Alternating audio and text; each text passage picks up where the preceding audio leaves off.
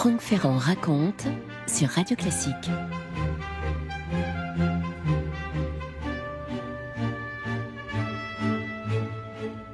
On n'imagine plus ce qu'a été Naples à la fin du XVIe siècle, la première ville de Méditerranée, non seulement un port, mais un univers à part entière. Et il fait nuit encore, le 17 octobre 1590 à Naples. C'est le petit matin et des cris déchirent la nuit. Que se passe-t-il au château du prince de Venosa ? Un crime vient d'avoir lieu, un crime d'une rare violence si l'on en croit les sources de l'époque. Don Carlo Gesualdo, prince de Venosa, vient d'assassiner son épouse, Maria d'Avalos, et l'amant de son épouse, le jeune duc Fabrizio Carafa, un petit chevalier napolitain.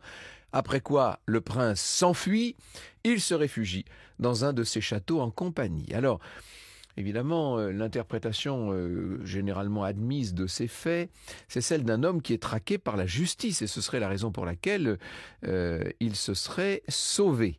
Mais cette version-là est contredite par le code d'honneur de l'époque, qui légitime un tel acte. Et s'il s'est sauvé, ce serait plutôt pour échapper à la vendetta de la famille de l'épousé. Il y a un autre mythe qui a été relégué par Dominique Fernandez dans un beau roman, Le volcan sous la ville. C'était publié chez Plon il y a 40 ans, en 1983. Dominique Fernandez laisse croire que Gesualdo n'aurait écrit de musique qu'après ce crime, qui aurait été en quelque sorte un crime libérateur, générateur de pulsions créatrices assez inouïes. Alors, c'est vrai que les madrigaux ont été publiés après l'événement, mais ils l'ont surtout été à la suite du voyage que Gesualdo a effectué à la cour de Ferrare. C'était l'époque où il voulait se remarier. Or, Ferrare, à cette époque, est un des hauts lieux de l'avant-garde musicale, et donc ce n'est pas étonnant que Gesualdo se soit mis à écrire d'une autre façon en rentrant de cette cour où la musique était reine. D'ailleurs, Dominique Fernandez n'est pas le seul écrivain qui se soit pris de passion pour cette histoire, puisque Anatole France avait lui-même déjà évoqué le meurtre de la première femme de Gesualdo dans son roman Le Puits de Sainte-Claire en 1875. Carlo Gesualdo a sur sa pierre tombale, un monument qui a été érigé par les jésuites 30 ans après sa mort dans l'église du Gesù Nuovo à Naples, je cite, « Carlo Gesualdo, comte de Consa et prince de Venosa, né de la sœur de Saint Charles Borromée, plus illustre pour cette sainte parentèle que pour sa descendance des rois normands. » Cette inscription, par son absence de référence à l'œuvre musicale de Gesualdo, nous rappelle que, avant d'être compositeur, il était un prince pour ses contemporains, bien sûr, descendant d'une très illustre lignée et donc neveu de Saint Charles Borromée. Les origines de ce sang royal sont encore plus anciennes. Elles remontent au très noble Roger de Normandie, duc des Pouilles et de Calabre. C'est ce que Gesualdo lui-même avait fait inscrire dans la cour de son château à Gesualdo, qui était le fief de la famille, et ce, depuis le XIIe siècle. Franck Ferrand sur Radio Classique. Et c'est au moment le plus glorieux de l'histoire de cette famille que naît Carlo.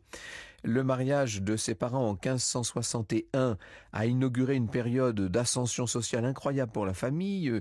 Les chroniques nous disent que ce mariage a donné lieu à des fêtes absolument extravagantes qui laissent présumer d'ailleurs de l'importance politique et diplomatique d'une telle union. Je cite « Les somptueuses fêtes des noces de la sœur des Borromée avec le comte de Consa ont été célébrées et furent présents au repas 12 cardinaux et tous les ambassadeurs, ainsi que de nombreuses nobles dames romaines. Le banquet fut absolument superbe et accompagné de très belles musiques. » Et Catherine Deutsch, qui est la biographe chez Bleu Nuit de Gesualdo, nous dit « Cette nouvelle alliance avec la papauté apporte immédiatement de multiples avantages aux Gesualdo, qui deviennent une des plus puissantes familles de la noblesse méridionale. » Alors, la mère, Geronima, va donner naissance à 4 enfants. Carlo, qui naît le 8 mars 1566 à Venosa.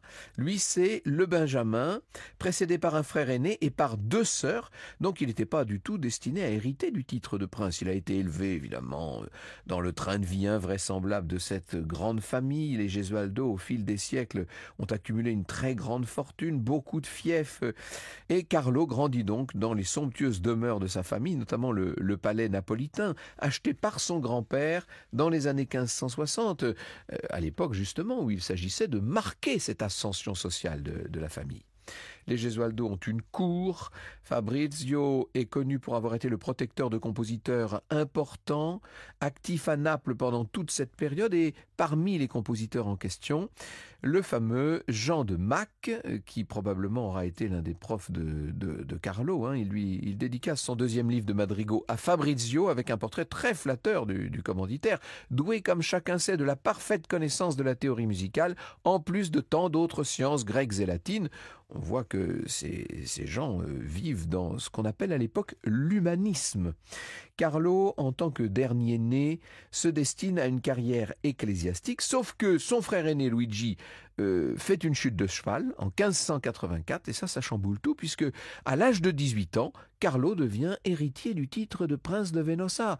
Plus question d'aller au séminaire, il rentre précipitamment sur les terres des Gesualdo, auprès des siens. C'est une nouvelle vie qu'il va devoir se réinventer. Vous écoutez Radio Classique. La mort du fils aîné a complètement bouleversé Fabrizio, le père qui s'est empressé de trouver une épouse à Carlo. Il s'agissait de perpétuer la lignée, bien sûr.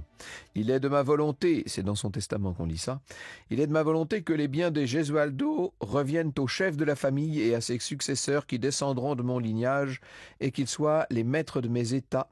Ils devront se contenter de les servir et d'en avoir l'usufruit, mais que la propriété reste toujours debout et solide et inaliénable, tant que durera mon susdit lignage et ses aînés mâles. Il va donc jeter son dévolu sur Maria d'Avalos, la fille de sa propre sœur, donc la cousine germaine de Carlo. Carlo n'a pas son mot à dire pour épouser cette femme qui a 4 ans de plus que lui, qui est non seulement sa cousine germaine, mais plus âgée. Ça fait quand même un lien de parenté un peu particulier. Il faut demander l'autorisation spéciale du pape. Le choix de l'épouse est motivé d'abord par sa fertilité, puisque déjà Maria a eu 2 maris qui sont morts et auxquels elle avait déjà donné satisfaction. Maria est non seulement belle, mais elle est pleine de talent. C'est un sonnet du Tasse qui nous permet de le dire. Le Tasse est très lié avec la famille d'Avalos. Puis votre beauté, avec une lumière plus grande encore, surrendre féconde la valeur et la vertu, et faire qu'un chef invaincu, donc là on parle de Carlo Gesualdo, cède à une belle dame. Mariage le 28 avril 1586 à San Domenico Maggiore de Naples. Maria reçoit de son mari toute une parure de bijoux. Voici ce que nous dit la chronique. Il fut offert à la jeune épouse un collier de 49 perles et une fleur de joie avec une émeraude, tous deux d'une valeur de 1600 ducats, une demi-lune de diamants avec 3 perles de la valeur de 1300 ducats. Les perles dont on parle sont ces perles baroques de l'époque, absolument phénoménales. Les époux s'installent dans le palais Sangro, donc sur la place San Domenico, tout près de l'église.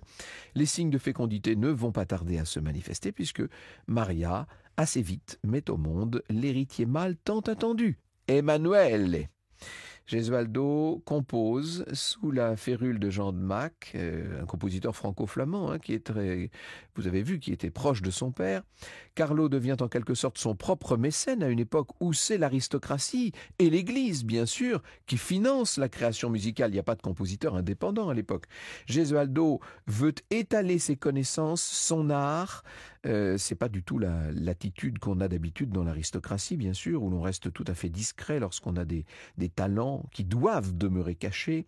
Gesualdo en vient à rivaliser avec un certain nombre de musiciens de métier, ce qui lui donne une position absolument unique dans le paysage musical de l'époque, surtout si on le compare par exemple à son contemporain Claudio Monteverdi, qui lui dépend entièrement de la générosité des princes qui lui servent de mécène. C'est encore Catherine Deutsch qui nous dit « Toute médaille a son revers, le prince souffrait probablement aussi d'un complexe de légitimité. Et en plus de tout ça, il y a de mauvaises rumeurs qui se mettent à circuler sur l'infidélité de son épouse. Gesualdo apprend qu'elle couche avec le séduisant Fabrizio Carafa, comte d'Andria, et donc dans la nuit du mardi 16 au mercredi 17 octobre 1590, il arrive avec des sbires et il fait mettre sa femme à mort, et son amant aussi, surpris tous deux en flagrant délit d'adultère. On dispose de pas mal de sources sur cet événement et chacune de ces sources apporte un éclairage différent. La plus détaillée, si l'on en croit Catherine Deutsch, c'est le rapport de l'enquête instruite par les juges de la Grande Cour du Vicariat et qui date justement de l'époque, d'octobre 1590. On a toute la description des blessures sur les deux corps ainsi que le récit de deux témoins de la scène, la femme de chambre de Maria qui s'appelait Silvia et puis Bardotto, un serviteur de Carlo. Selon leur témoignage, Gesualdo était accompagné de 3 serviteurs armés. Et lorsque Gesualdo eut pris les dites armes, il dit aux témoins qui tenaient les 2 torches allumées dans ses mains et l'épée sous le bras, « Va, monte par cet escalier, qui est l'escalier qui monte aux appartements de Madame Donna Maria d'Alvaros. » Et en montant, le dit seigneur Don Carlo dit aux témoins « Je veux aller tuer le duc d'Andria et cette traînée de Donna Maria. » Et en montant ainsi vers la porte, le témoin vit 3 hommes armés qu'il ne reconnut pas d'abord car ils tournaient le dos aux témoins. Ces derniers portaient chacun une hallebarde et une arquebuse longue de 3 palmes. Franck Ferrand sur Radio Classique. Alors, Gesualdo n'a probablement pas lui-même commis les crimes, il se serait seulement acharné, si je puis dire, sur le cadavre de sa femme. Pour certains, c'est ce qui, en quelque sorte, est le plus choquant. Et d'ailleurs, la famille Carafa, outrée que Fabrizio ait été tué par de simples sbires et non de la main de Gesualdo, va prendre l'affaire encore plus mal. Affaire qui se conclut par un non-lieu ordonné par le vice-roi, comme le précisent des lignes du rapport. Le vice-roi, c'est Juan de Zúñiga, je cite. Fin du rapport qui n'a pas été poursuivi sur ordre du seigneur vice-roi, étant donné la notoriété de la juste cause qui poussa Don Carlo Gesualdo, prince de Venosa, à tuer sa femme et le duc d'Andria. Bon, vous avouerez que c'est quand même pas mal. Il n'y a pas besoin d'aller plus loin, qu'est-ce que vous voulez ? Le double crime va marquer les esprits, néanmoins, bien sûr, dans toute l'Europe. Le vice-roi essaie d'étouffer l'affaire, mais c'est plus facile à dire qu'à faire. Il y a d'ailleurs un rapport de l'ambassadeur vénitien à Naples en date du 19 octobre 1590, donc 2 jours seulement après le meurtre, et voilà ce qu'on peut y lire. Don Carlo, fils du prince de Venosa, monté à dessein et en surcompagnie mardi à la 6e heure de la nuit dans les appartements de Donna Maria d'Avalos, sa femme et cousine germaine, que l'on estime la plus belle dame de Naples, assassina tout d'abord le seigneur Fabrizio Carafa, duc d'Andria, qui était avec elle, et elle, par la suite, se vengeant ainsi de l'injure qui lui avait été faite. Ces 3 familles de tout premier rang embrasse presque toutes les principales maisons du royaume et de cette affaire chacun paraît assommé par la stupéfaction. L'illustrissime seigneur vice-roi a été abasourdi par la nouvelle car il aimait et estimait le duc qu'il considérait comme une personne qui par nature et par étude était dotée de toutes les plus belles et dignes qualités et dispositions qui peuvent se révéler chez un noble seigneur et valeureux chevalier. Voilà comment s'achève cet événement qui est devenu un mythe, bien entendu, dans l'inconscient collectif, avec la légende de Paolo et Francesca, ce couple adultérin que Dante avait immortalisé dans son enfer, vous savez. Les Carafa vont renoncer à la vengeance, dissuadés par le fait que leur ennemi se soit retranché dans une localité isolée à une centaine de kilomètres à l'est de Naples. Seulement, Gesualdo va payer le prix de ses actes en se trouvant au banc de son milieu d'origine, de cette aristocratie napolitaine. Et quand il envisage un second mariage, c'est à la cour de Ferrare qu'il est obligé de se rendre. Gesualdo contracte ce mariage avec Éléonore d'Este en 1593, mariage qui d'ailleurs n'aura pas non plus un grand succès, même s'il ne finit pas aussi tragiquement. Franck Ferrand sur Radio Classique. 20 ans après tout ça, on est en 1611 quand Gesualdo publie ses réponses de Ténèbres, il est devenu une figure archaïque dans un monde qui est déjà le monde de l'opéra à l'époque. Et sa musique est un peu, elle, dans la lignée du stile antico, qui suivait davantage un idéal polyphonique, rien à voir avec les nouvelles théories florentines de l'arsenic. Et Gesualdo va rester fidèle, lui, à cette polyphonie des anciens maîtres, alors que Monteverdi marque le coup d'envoi de l'opéra de style nouveau. Gesualdo est l'incarnation de ce style antique qui le conduit à son suprême degré d'achèvement, avec des harmonies invraisemblables, des choses d'une audace assez inouïe. Et il va conserver le genre et la forme ancestrale du madrigal ou du réponse, mais pour mieux les modifier, les pervertir, si on peut dire, avec ce langage qu'il invente lui-même.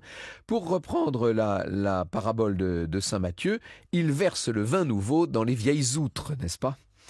Gesualdo demeure, même dans ce cadre ainsi réévalué, l'exemple d'un musicien au langage fortement singulier, nous dit Renaud Machard, doté d'une rhétorique propre et au vocabulaire en infraction avec le code traditionnel. Ce théâtre des voix semble agir selon le code personnalisé d'une rhétorique au masochisme subtil. D'ailleurs, Gesualdo se fait flageller quotidiennement par des adolescents qu'il entretient à cet usage. C'est quand même un drôle de monde qui est celui de ce compositeur qui ne reste pas lié aux contingences liturgiques. Il a sa propre chapelle. Il est tentant d'analyser les textes sacrés qu'il met en polyphonie comme un peu le reflet de ce qu'il y a au fond de lui, une nécessité intérieure, un désir de rédemption, de se faire absoudre du péché que tout le monde connaît.